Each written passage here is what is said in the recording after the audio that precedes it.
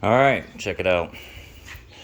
Painting cabinet doors, and this goes back to a laundry room that I started on last week. What had happened is their dog, rest in peace, 16 years old, but anyway, they used to lock it in the laundry room, and the dog would go nuts and scratch on the doors. And these aren't that bad, but you can see that there's some of them where he like really chewed the corner, and I'll have to rebuild that, and maybe that'll be in a different video. But what we decided to do, because this is not just painted green, and I don't know if the camera can see it, but you can still see the grain of the wood. That's actually the grain.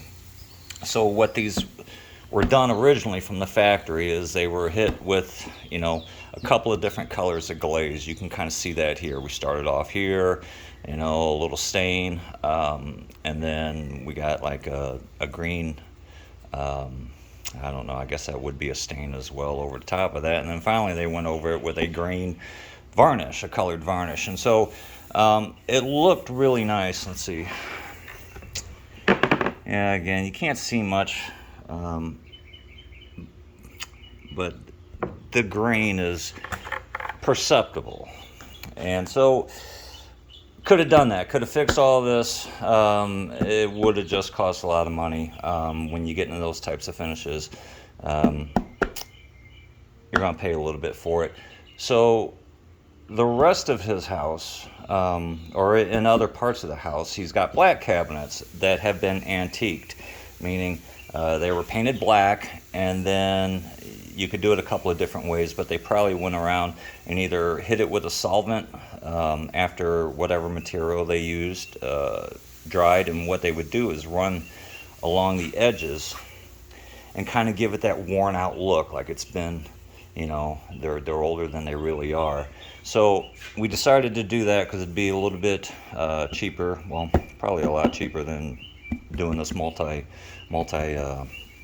level finish on this. So what I have to do that is put a pretty aggressive sand on here, and the reason for that being is I've got to make sure all these edges are raw, okay, because after I paint these black, I'm going to have to go in with, hand sand, select edges, not all edges. You want it to look random, like, they age that way, so you're not going to do every single edge and make it look, like some cheap furniture you bought at Home Depot or whatnot. But